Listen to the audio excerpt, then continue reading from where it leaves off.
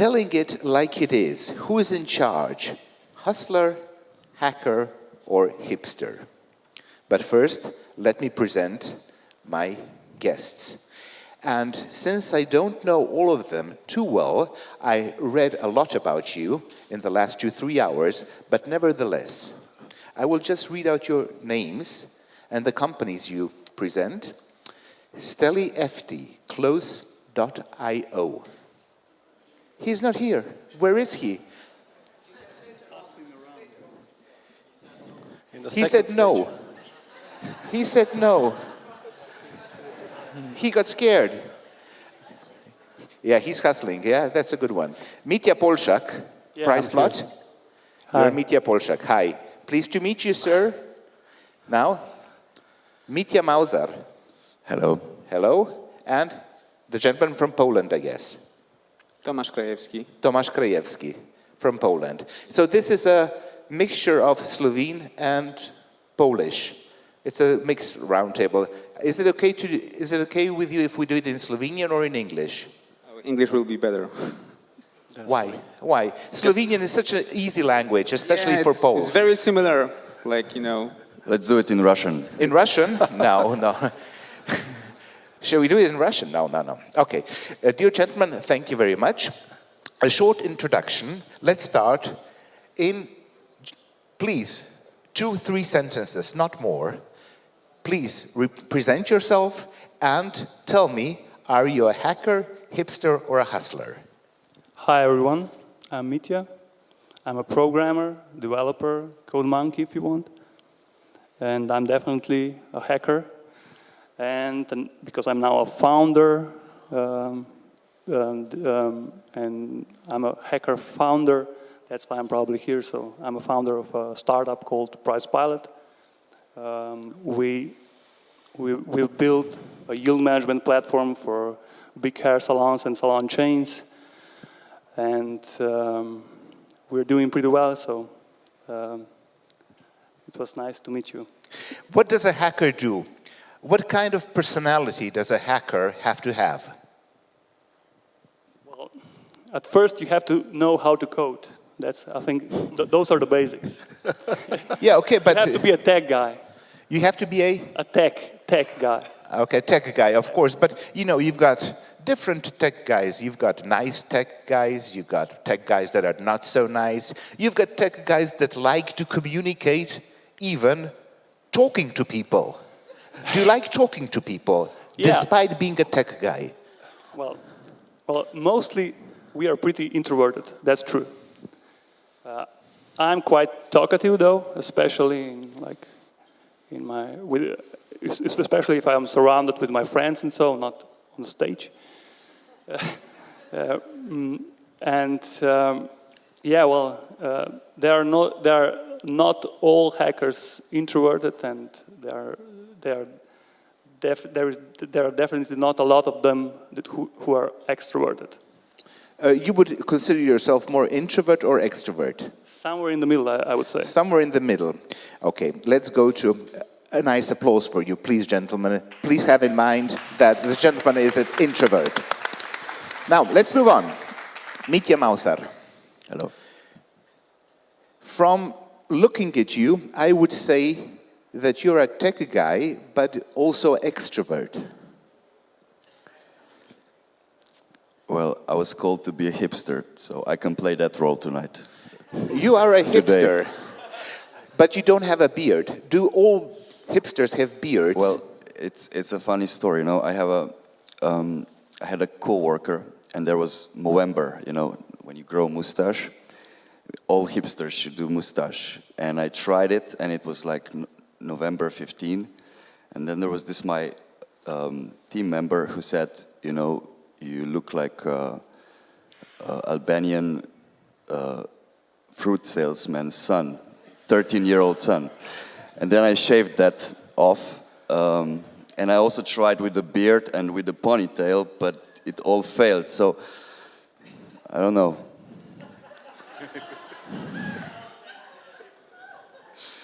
But I can still play the role, but, you know, I can be something else if you want. Okay, let me put it this way. What would you like me to tell you to be?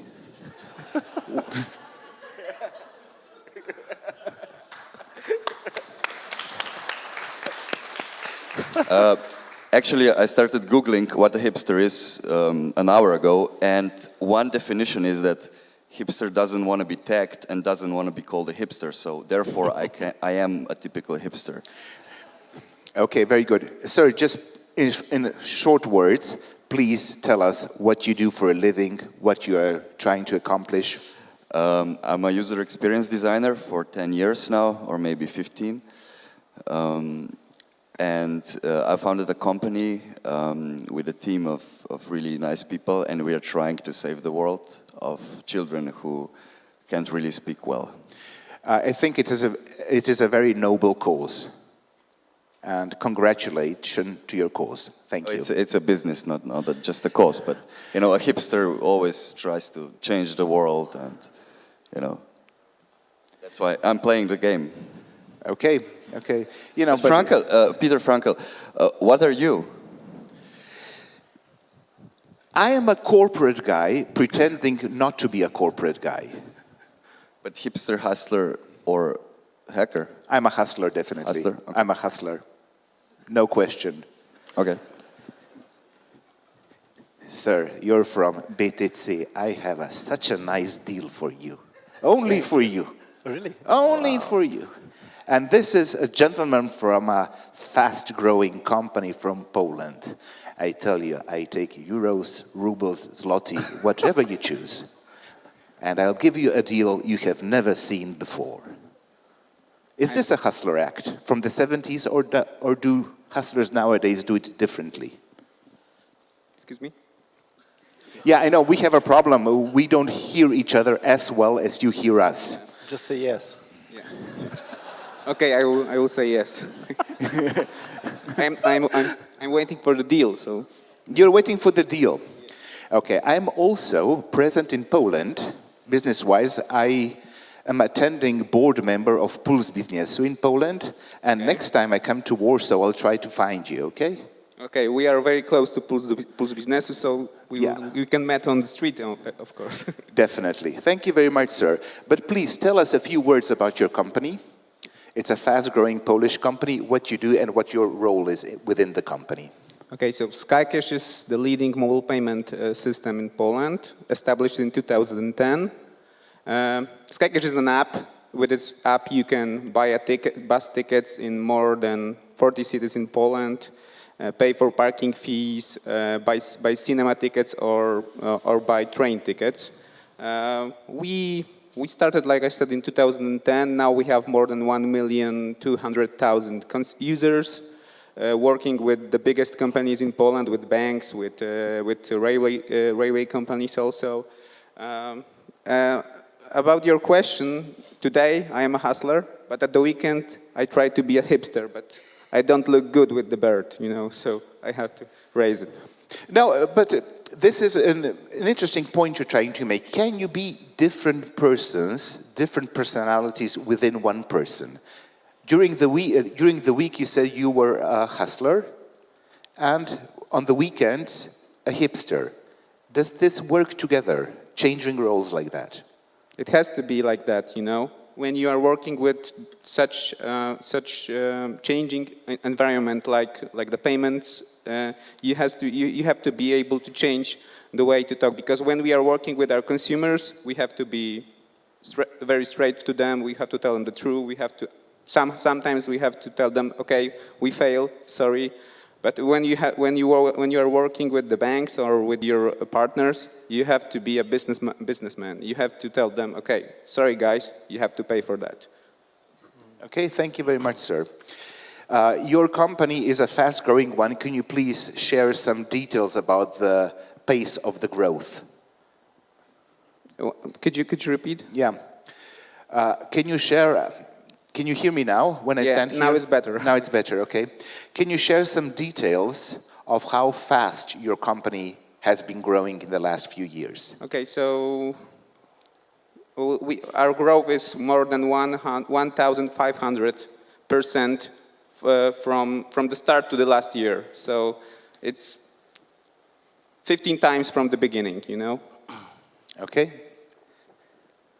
Very good. And you own the company? No, I'm not the owner.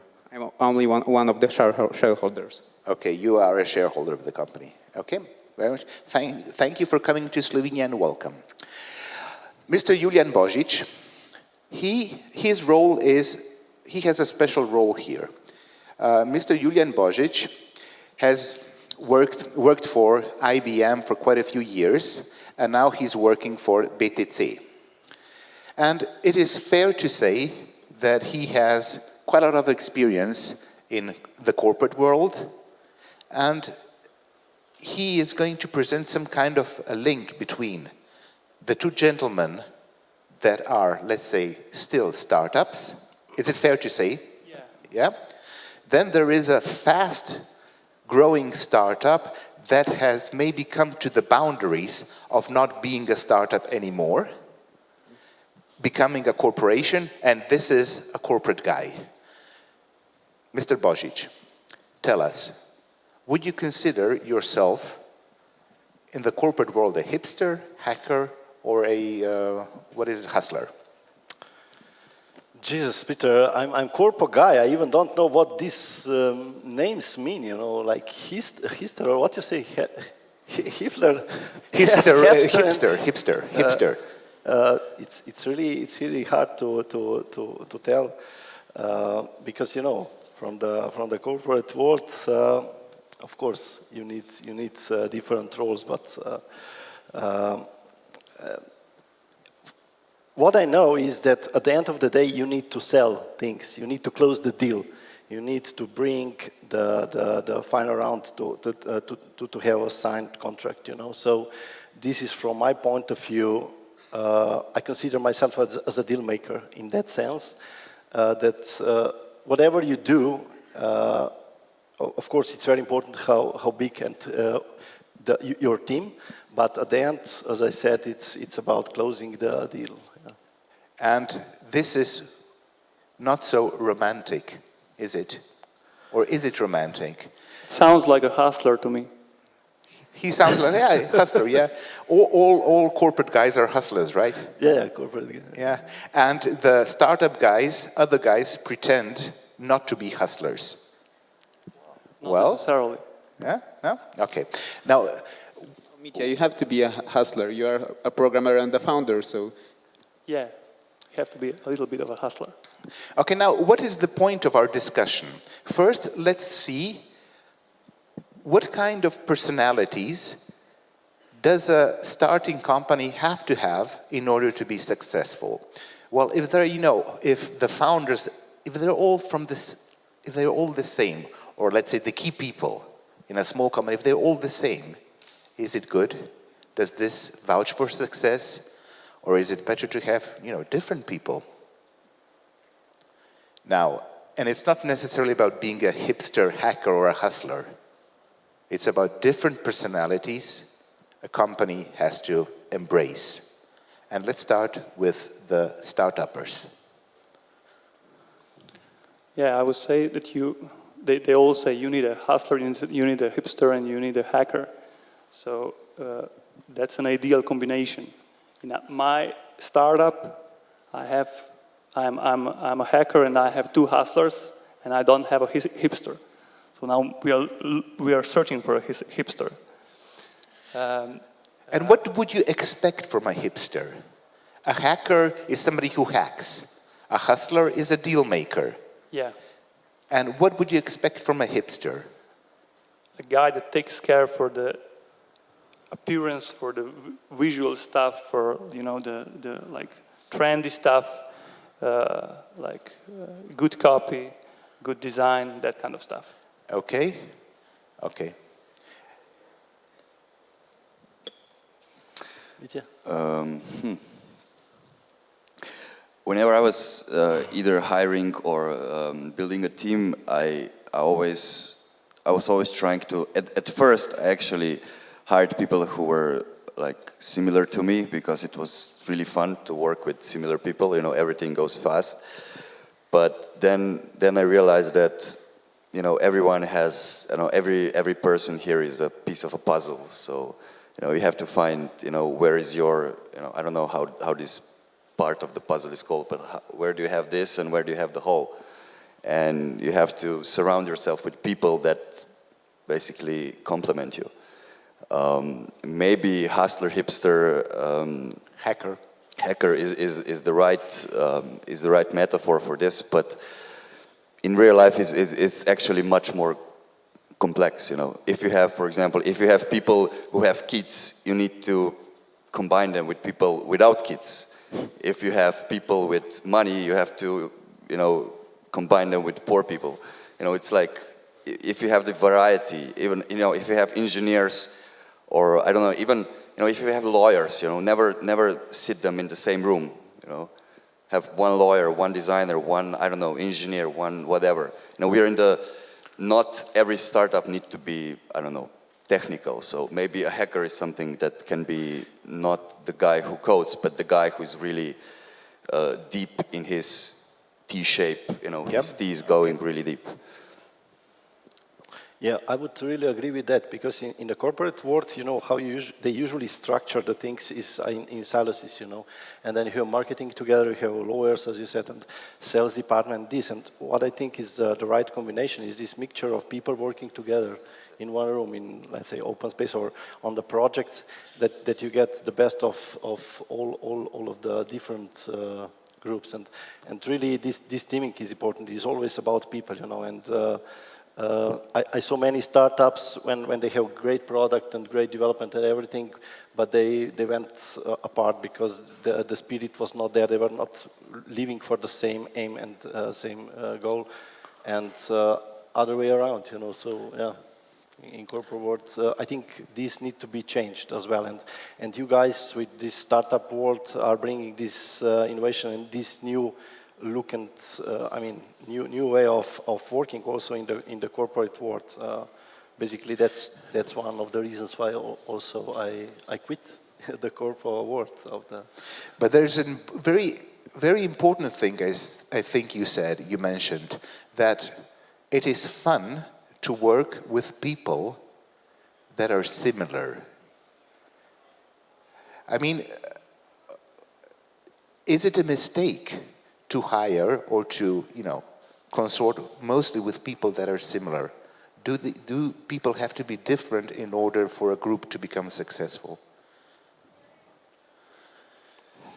In order to something or even a person become successful, he needs to be out of his comfort zone. And at first, yeah, it's super fun to hang out and work with similar people, but if you want to grow as a person or as a startup or as a company, you need to face as many problems as soon as possible. So the idea is, you know, if you surround yourself with different people, even difficult people, they're not difficult by itself. It's something that is not resolved in yourself that you need to, you know. So if you have problems in your team, that's the best thing ever, because that means that you're all different, and all you need is efficient communication, and you'll be really good. Now, when there is a startup being started or a company, I don't really, you know, for me personally, being a startup or a founder of a company, it's more or less the same to me. But, you know, there's a team that you share the company of people that are similar to you in order to become more. You have to, sooner or later, you have to diverse. And then, but still you can be romantic. And then comes the first success. If it comes. But let's say that it does. And your company is growing fast. Now, I will call you Tomasz, Mitja, Tomasz, Julian, okay? Tomasz, your company has grown, is growing fast. In the process, how did it change? How has it started to change? Does more success mean also more pain and less fun? Of course, you know, because on the beginning there was only five people All of them were the founders. All of them, 4 of them were developers, programmers. And we know when they start building the product, they work very hard they don't have, maybe in that time they don't have families, so they can work 12, 16 hours per day. And when they see first transaction, it was wow, amazing, But after that, the number were growing and we have to hire more people.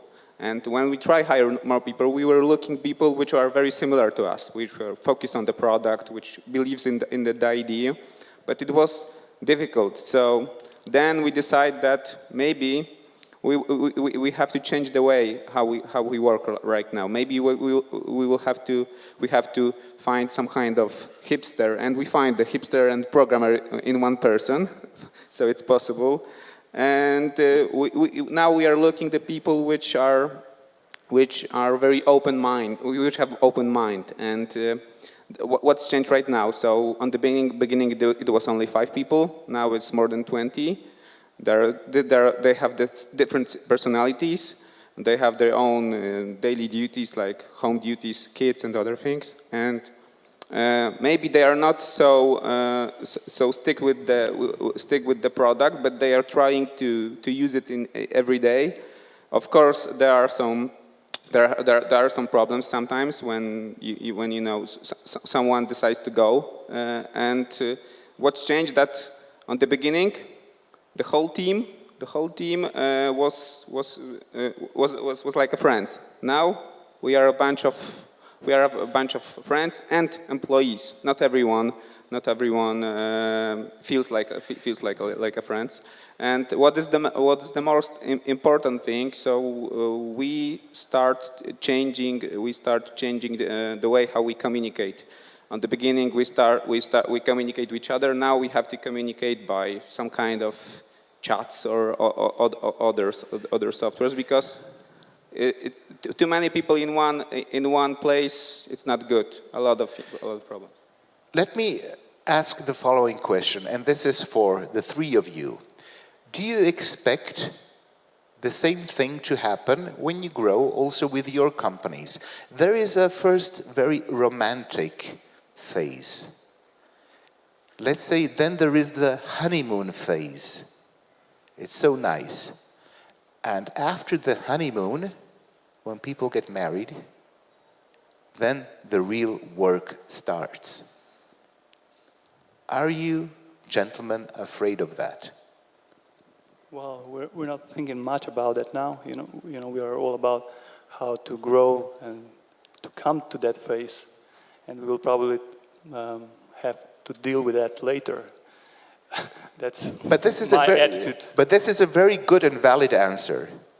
I think it's maybe a wise way to cope with this question. You'll deal with it later.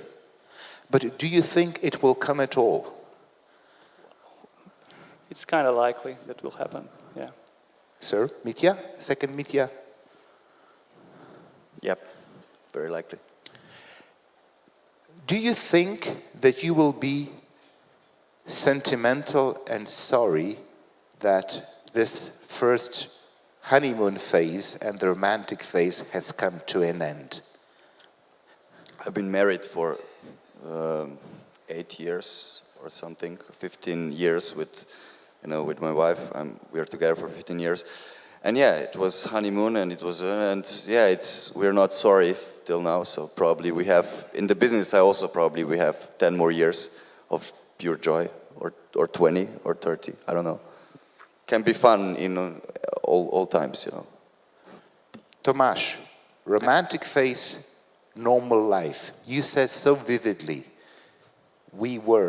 You said we also became employees. Yeah, because we started like a friends, now we have employees.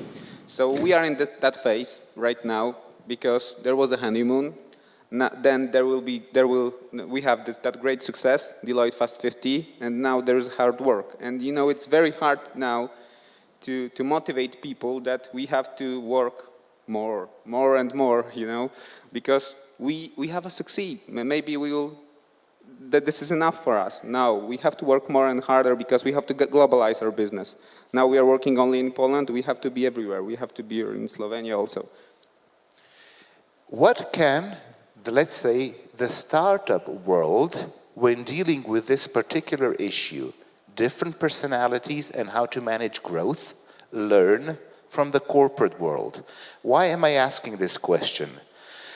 2 months ago, there was a special section in Harvard Business Review dedicated to this very particular question. How can the startup world learn from good corporations? Julian. Thank you. Yeah, I think that both worlds can learn something from each other, and they should start working together heavily. On one side, you have this startup world when you have this romantic phase, and you're really not afraid. You just go for it, and you want to let's say, go around the world, and that the world is yours, and you're not afraid, and you just go, as you said, you know. On the other side, then you're becoming bigger, and at a certain stage you need to start organizing your company more on a structured way, on a way like that you have specific processes, because otherwise you cannot survive. Once you are 3, 5, 10 people, each of them knows everything, but then later on it's becoming harder and harder. But now we came to the position when the corporate world should learn also from the startup the things which they forget to. And I think now is the time when those corpos are now also start looking to this startup world with innovation, with the way how they behave, because they forget that, you know, and that is making them rigid. And, you know, this is now the combination we need to somehow overcome. I think there is one word which can which describe the thing what we have to learn from the corporates. It's hunger, you know, because when you are in corporation, you cannot, you know, go and sit. You have to work. You have to work harder and harder because you have a number. You have the numbers. The numbers has to grow. Startuppers. I know it's not your first startup, I know that, but still, is it, you know, It's the first one where I'm a founder. So. Okay, but what is the dream of somebody that founds a company? Is it to stick with the company, and then after, let's say, 3 or 4 years, when it becomes more complex, when you hire people, when you see that people and also owners sometimes become employees, is it the right time to sell a successful company on that verge to IBM or BTC or Collector, so they can learn then from each other? Yeah, well, I started a startup because I wanted to build a great product. That was like my wish, my passion. So I wanted to build a great product, and then, well, if it will be very successful, and if there will be opportunities to sell it. There are kind of 2 options, you know, just to take the money and start something all over again because it's so romantic. Now, or, you know, or the other option, you know, you become very sentimental probably. You maybe see that there is, you see that you can still grow, you know, you can still improve, you can still, maybe as a CEO and the owner, you can, you know, do things your way, and then maybe you decide to kind of not sell and continue with your running of the company. Okay, Mitja? I think that, you know, small companies, startups, let's say, their innovation, their spark is into the product usually.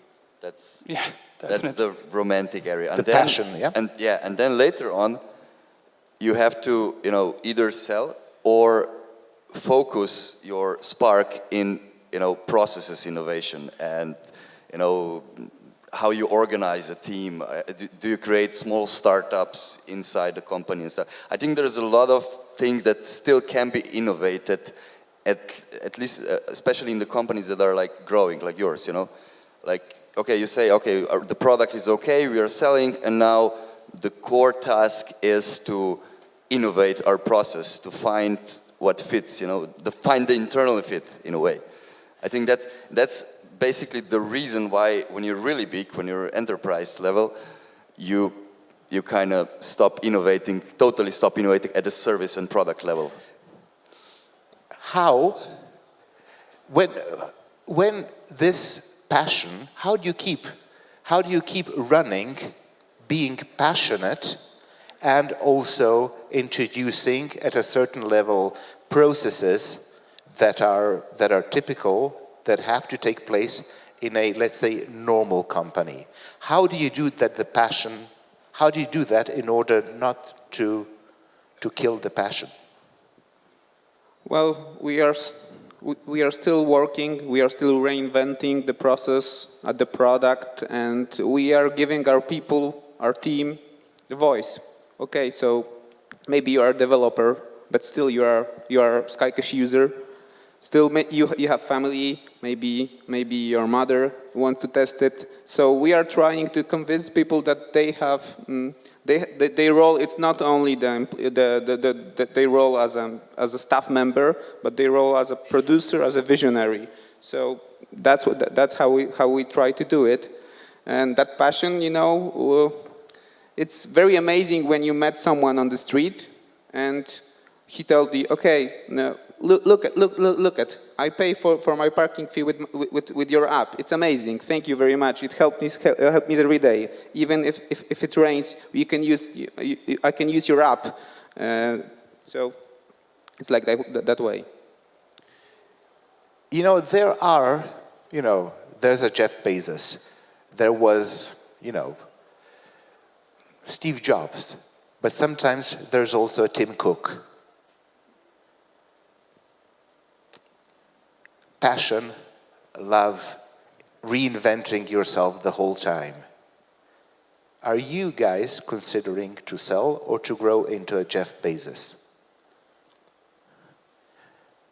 I'm asking the Polish, our friend from Poland. Okay.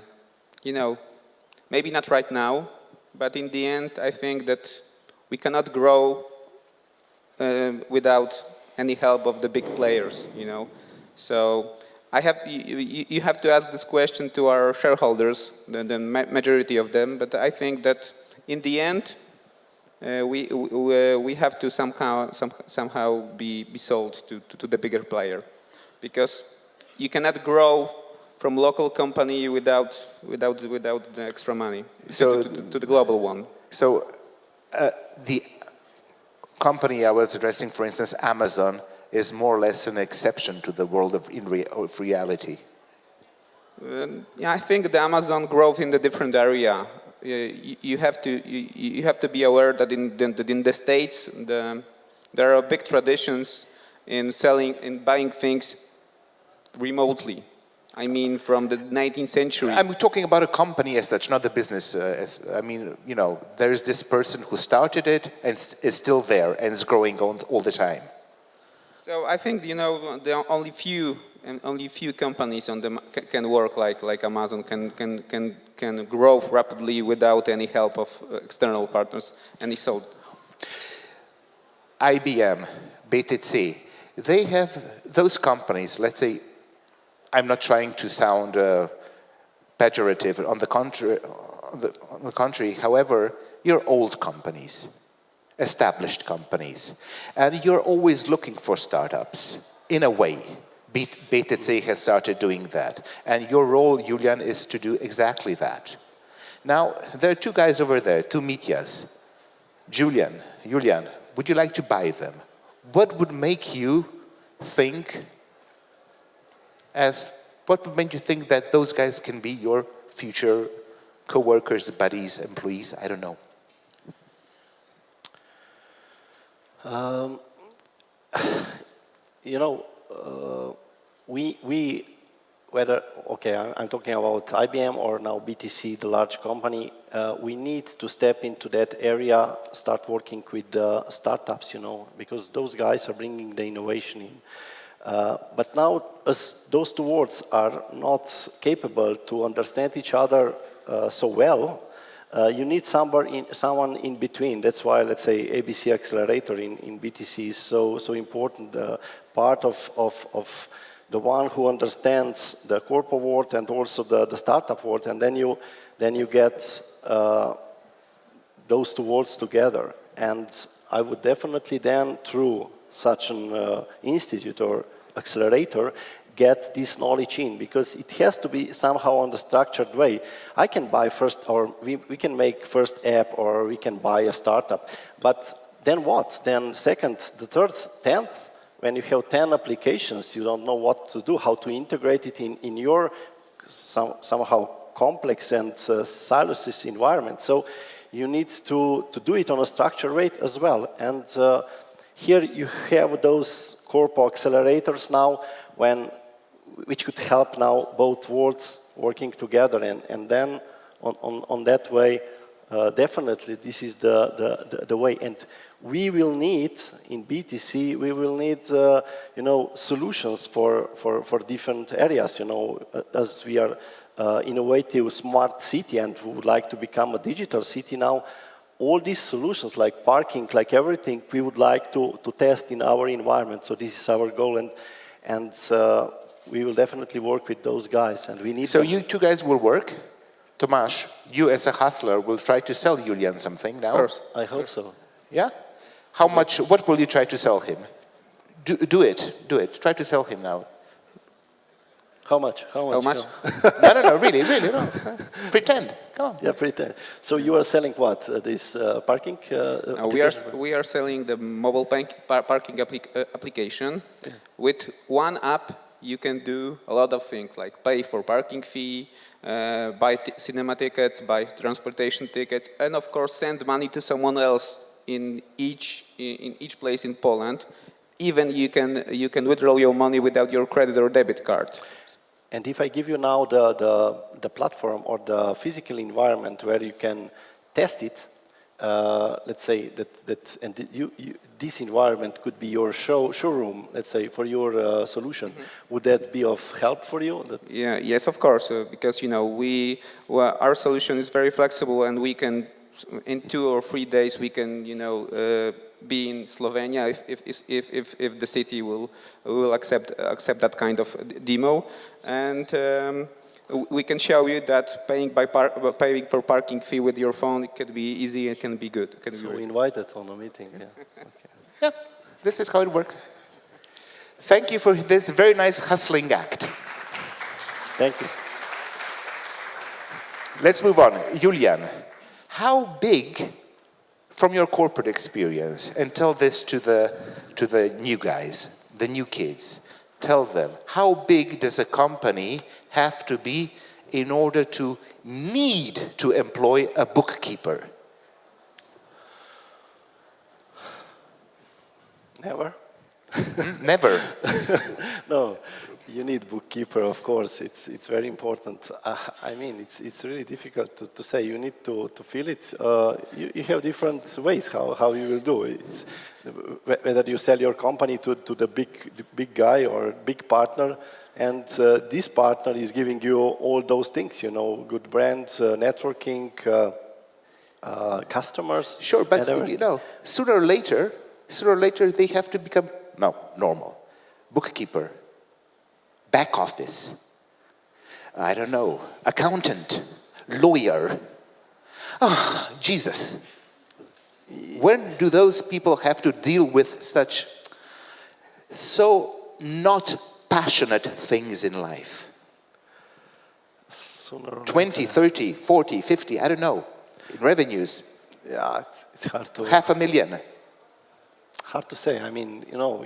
I would say I would go for 500,000. I think the line is around 30 people. Then 30 to 50, then you're so I don't know. Maybe you can comment on that. You are 20 now, or we are now 20, and I think in this year we will have to hire an accountant at least. So, I would say so. When will you hire an accountant? I mean, when do you think you will have to hire an accountant? Well, we are outsourcing now. So Yes, of course you are outsourcing. And I think we will, I would say that we will we will need to have at least like $1 million of revenue, or yearly revenue, to do it. This is a philosophical question. If ever. I have nothing against accountants. Please have in mind that they're nice people. They can be very normal and nice.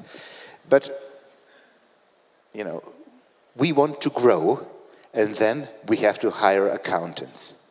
Do you really want to grow? Mitja? I've met some really fine accountants in my life, so I'm looking forward to hiring my first one. Very good. I'm not sure if that answers your question. No, that definitely answers my question. So, look forward to hire an accountant. Yeah? Sure. That would be... It will be, you know, a long hiring process, but we'll probably start tomorrow. To hire in a year. To find a really good one. And then we come to the next phase. Reinventing the company the whole time. There's the romantic honeymoon, then there's work, and then, you know, business starts. And then, you know, you hire more people, and then you suddenly see that there are siluses forming within a company. Politics, this guy talking about that guy. It is not so nice anymore. How do you handle this phenomenon in Poland, which is also Central Europe? How we handle this in here? You know, sometimes we have to resign from employee which do something bad for the team. So there is only one solution, you know, because of course when you have 20 people, you have 3 or 4 teams at least, you know. So there was a team. Sometimes the guy don't like another guy or something, someone else. So you have to do the math and tell them, okay, guys, if you don't like each other, either one of our go, or you have to face it and you have to work on it. And what would you do, sir, if a lady hipster falls in love with a gentleman hacker? What would be your corporate policy on this particular question? And the same question for the corporate person. So, you know, right now we don't have that kind of policy that it's not allowed to build a marriage in the team. But I think in the corporate world, it's normal that you have to choose. Either you are a couple, either you are an employee. You know. So now it's very good because we have now if we have a couple, it is good for the team because they know each other. Maybe they will talk about the problem in home. But after that, when we have 50 people, it's not good. But because maybe if they decide to do to go out to the company, maybe they will. It will be very bad news for the company because they bring all the knowledge and all the sometimes other stuff. What would you do, sir, if these things happen in life? If you have a policy that people can marry in the company and still very good, and you like it because we are all liberal, we would like, you know, people loving each other, and then suddenly the marriage falls apart, breaks up because there's a certain third person within the company. So we have to divide them. We are building another office, you know. We're changing the place. So one person is one office and another person is the other office. And about that guy, we resigned for working with them because he just destroyed the team, you know. What is the IBM's and BTC policies with such cases?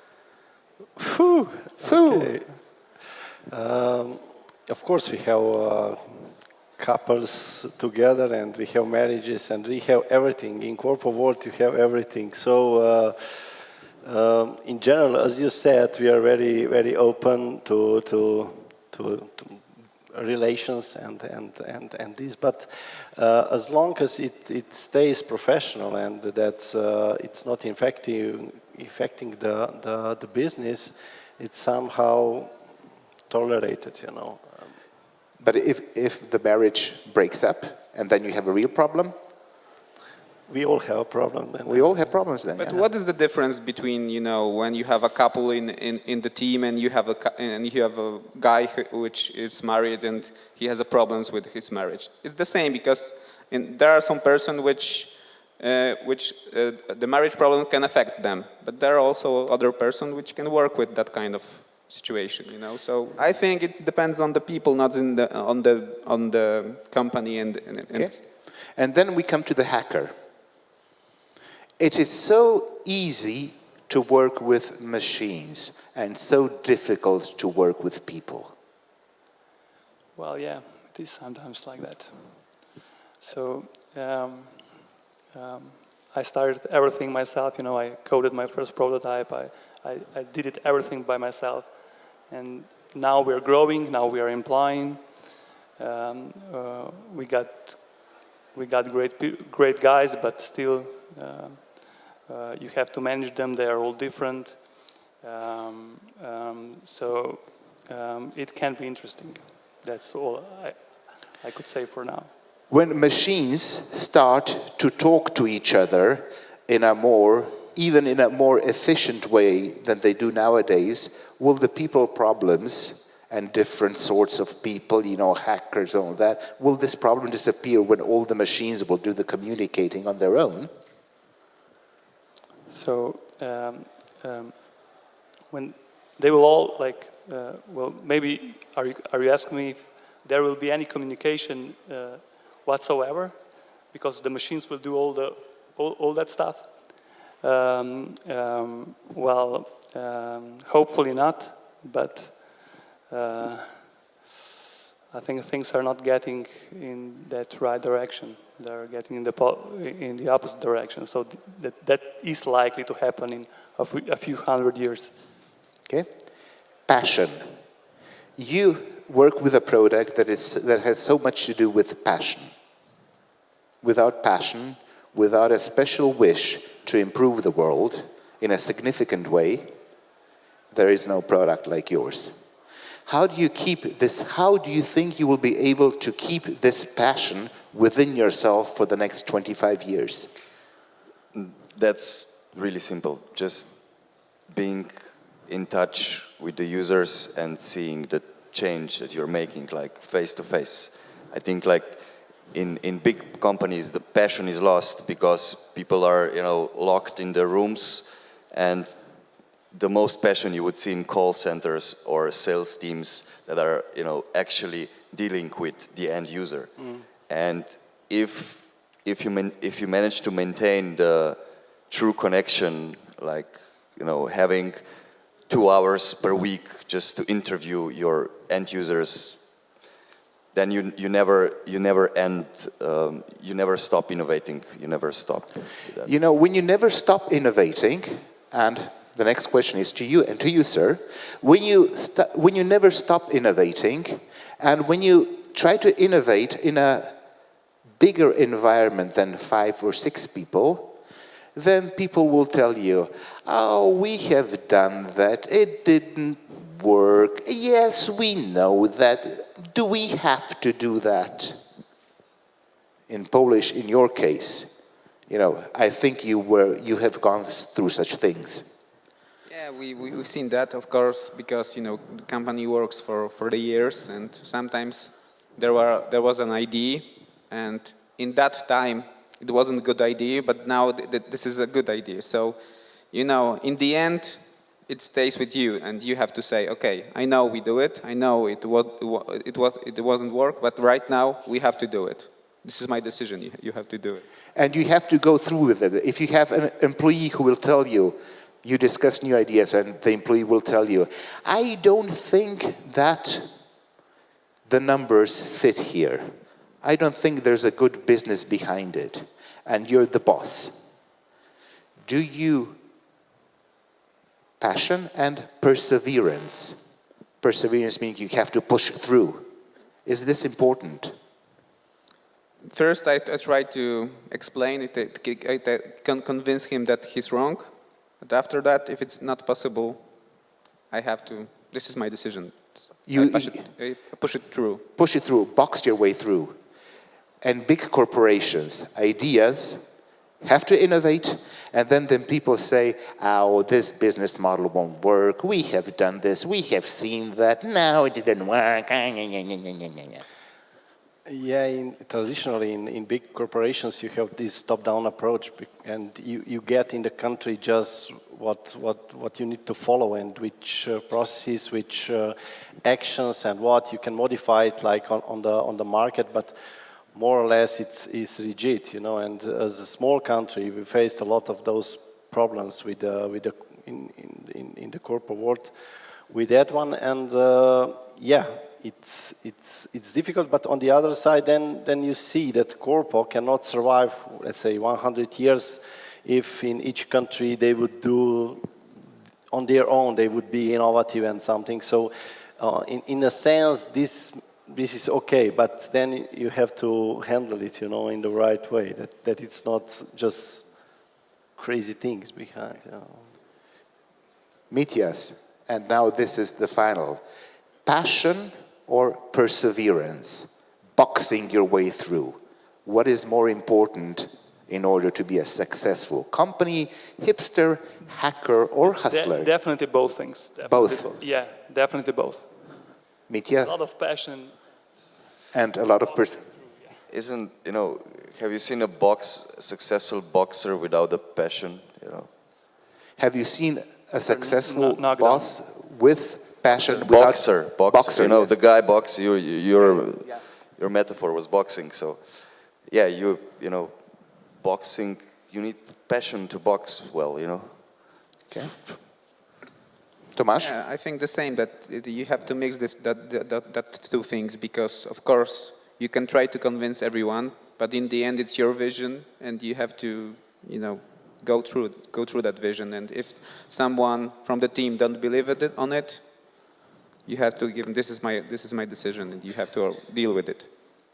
You have to really box your way through to remain passionate. Yeah. Please, ladies and gentlemen, and dear guests, never lose your passion and your perseverance to remain passionate. Thank you very much for your attention. Thank you.